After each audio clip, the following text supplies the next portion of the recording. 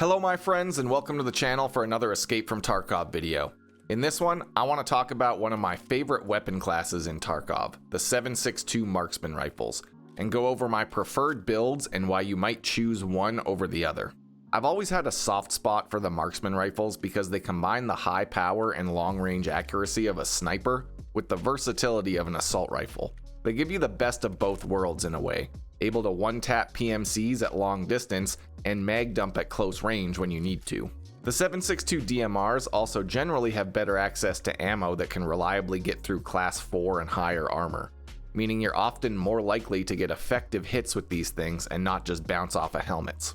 With the addition of bipods to the game, Marksman rifles also got a pretty big upgrade for long-range shooting, now being able to fire multiple shots on target much more quickly even at long range as long as you're using the bipod. For this video, I'm going to cover the three main 7.62 Marksman rifles, the SR25, RSASS, and the G28, and try to come to a conclusion on which one is overall the best choice. I generally try and set my builds up with a good mixture of high ergonomics, decent recoil, and using reasonably priced parts that most players actually can access. So I won't be using overpriced best-in-slot parts or pieces that are locked behind hundreds of hours of questing. But before we get into the video, I want to tell you all about a dark fantasy RPG that captures the thrill of leveling up a party of epic heroes to tackle dangerous dungeons and discover amazing rewards. If you're a fan of Norse mythology, then the Asgard Divide event in Raid Shadow Legends is something you will really enjoy. Until November 22nd, you can add 4 Nordic-themed champions to your party by participating in one of the biggest events that Raid has ever done. Loki the Deceiver, Thor Feyhammer, Odin Feyfather, and Freya Fateweaver are Raid's unique take on these mythical figures who can offer their individual strengths to your team. All players can get the legendary champion Loki the Deceiver for free just by logging into Raid for 7 days between now and October 23rd, and then unlock even more bonuses just by continuing to log in and play the game. You can also unlock the other 3 Nordic champions through in-game challenges and complete a special dungeon crafted just for this event where you face off against the almighty Odin Feyfather. As a huge fan of Nordic fantasy, it's awesome to be able to upgrade and do battle with some of the legendary characters within that mythology. In Raid, I particularly like the synergy between Thor and Odin in battle. Odin can use his Berserk skill to increase the damage of Thor's hammer and transfer the enemy's buff skills to Thor so that every swing of his mighty hammer is even more devastating. So don't miss out, use my link in the description or scan my QR code on screen to get huge bonuses for your account that you can only get by using this link. On sign up, you'll get a starter pack with an epic dwarven champion, and at level 15 you'll also receive an epic knight with some of the most powerful single target attacks in the game. All of these bonuses are only available using my link, so come find me in game under the name JDog the Wise, join my clan Wise Man Gaming, and let's tackle the Asgard Divide event together. To start this off, let's take a look at the SR25, which happens to be my favorite weapon in Tarkov. To me, this gun is the definition of tactical, and I think the animations and sound effects of this gun are some of the best in the game. The basic SR25 with the default 16-inch barrel ends up with better ergonomics than the G28 and the RSASS, but slightly worse recoil, and it's lighter than the RSASS but about the same weight as the G28. Overall, this means it's slightly better at hard scoping without the bipod, and it's better at moving and shooting, but a little bit less effective at rapid fire compared to the G28 or the RSASS. To start this build off, let's talk about the suppressor options. With 7.62x51 rifles, I think there's 4 primary options for a suppressor. The KAC PRS QDC suppressor, the Thunderbeast Ultra 5 suppressor, both of those for recoil builds, the Hybrid 46 suppressor for a pure ergonomics build, and my new overall top choice for the .15 patch, the Daniel Defense Wave suppressor. I fell out of love with the Wave for a long time, but in this patch I've noticed that it actually has a really good split of recoil reduction and a low ergonomics penalty. With all of the changes to recoil, I think that it's less useful to sacrifice ergonomics for recoil. So I really think that this suppressor is one of the best options for a DMR build specifically. And it's also got a good price on the flea market compared to the other options, which is pretty helpful because these builds can get pretty expensive. After the suppressor, I like to add on the Novesk SWS split handguard, which adds multiple rails for attachments, and most importantly, this handguard can attach the Atlas bipod as well. and you can't use the bipod on the other M-LOK handguards currently, so if you want to use the bipod with the SR25 or the RSASS, I'm pretty sure this is the only way to do it. I would also recommend swapping the gas block over to the CMMG Mutant gas block on the SR25 and the RSASS just for a small recoil bonus.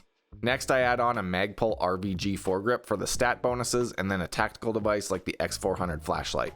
For the stock on this build, I first replaced the buffer tube with the RTM ATP buffer tube for free bonus stats, and then for my DMR setups, I like using the Daniel Defense ECB stock with the TCS-12 rubber butt pad on it.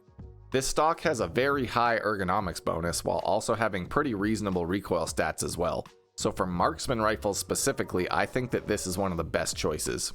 Then for some extra ergonomics bonuses, I'm running the RSASS pistol grip and a pair of KAC micro iron sights as well.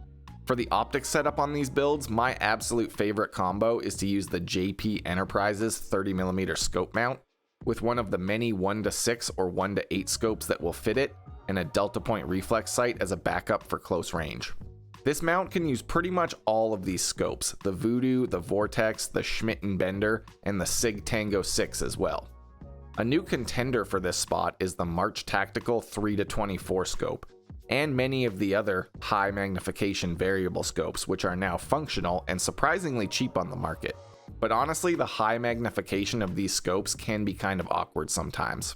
With this build on the SR25, I end up with 84 vertical recoil and about 58 ergonomics depending on the scope and the magazine. Over 50 ergonomics is a pretty good spot to sit with the DMR build, and overall the SR25 does win the title of the best ergonomics focused DMR build. Next up though, let's turn our attention to the RSASS. One thing that you're probably going to notice right away is that the RSASS essentially has the exact same build as the SR25, because they're basically both AR-10 rifles and share the same parts.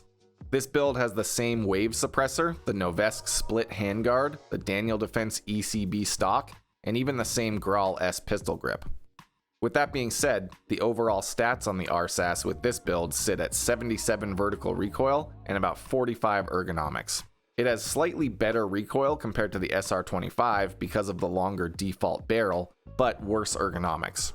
With the shorter barrel added, it does get better ergonomics, but still not as good as the SR25, and now you're adding more money to a build that's already naturally more expensive than an SR25. Overall, the RSASS is very much comparable to the SR25, but slightly more recoil focused and quite a bit more expensive. For my money, I would stick with the SR25 for sniping, but the RSASS with the 25 round Lancer mags set up as more of a close to medium range battle rifle is definitely a pretty good option. Now let's turn our attention to the G28, Tarkov's most recently added marksman rifle, one of the simplest top tier weapons to build in the entire game, and honestly one of the most effective as well. The G28 has much fewer parts that you can or would even want to change on the rifle, but that's only because it already comes with essentially the best parts available on it right from the start. It already has a good handguard, a great suppressor, and a great buttstock that are all unique to the G28, so it gets to keep all of that fun stuff for itself. I would suggest making sure that you do have the extended handguard for this thing though, since it has much better stats than the patrol version. Really the only things you need to add to the G28 are a bipod, foregrip, tactical device, pistol grip, and an optic. You might have to buy the suppressor on the flea market if you found one without a suppressor, but it's pretty cheap on the market anyway since other guns can't use it, so that doesn't really matter. For my build, I start with the Atlas bipod, which fits right onto the default handguard, and then I add the Magpul RVG foregrip and a tactical device as well. Next I add on the RSASS pistol grip for a big ergonomics boost, and you can put on one backup iron sight on the rear of this as well for +1 ergonomics. For the stock on the G28, you want to make sure you're using the HK417 adjustable buttstock with the cheek rest added onto it as well. The other option for this rifle, the HKE2 stock, is nowhere near as good as this one. Then after that, you really only need an optic. In my builds, I like to use the Schmidt & Bender 1-8 on the G28, just because it has a nice color match so the build is extra fashionable. For overall stats, the G28 honestly comes out as the winner against the SR25 and the RSASS in my opinion.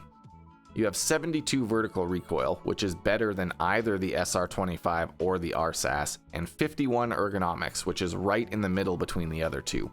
So it has a very balanced set of stats, and because it doesn't need a lot of modification, it does end up being cheaper most of the time as well.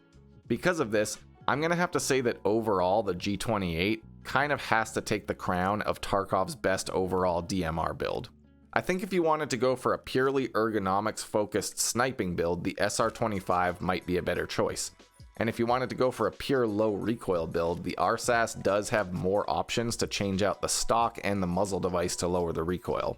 The SR25 and RSASS also both can use the 25 round Lancer mags, which is kind of a huge bonus sometimes in close range fights when you need to shoot just a couple more bullets to win.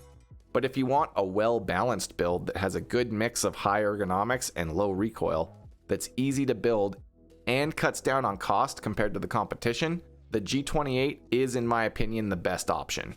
Now pretty notably, I left out the SVD and the M1A from this video. However, there's kind of a good reason for that. Both of these rifles end up with worse stats and a higher cost because of the sheer amount of modding that you have to do to make them comparable to the other Marksman rifles. Now I am kind of a stan of the M1A, and the SVD is pretty cool with the bipod. But that conversation is going to have to wait for a dedicated video on those setups in the future after I spend some more time with them. In any case, I hope you enjoyed the video, and let me know what you think about this debate. Am I right in saying the G28 is overall the best DMR, or am I smoking on that copium? Thanks for checking out the video. I have links to my Twitch stream and Discord server down below for anyone interested. And until next time, stay safe in Tarkov City, everyone. And don't forget to use my link in the description or scan my QR code on screen to claim 2 epic champions and other bonuses in Raid Shadow Legends.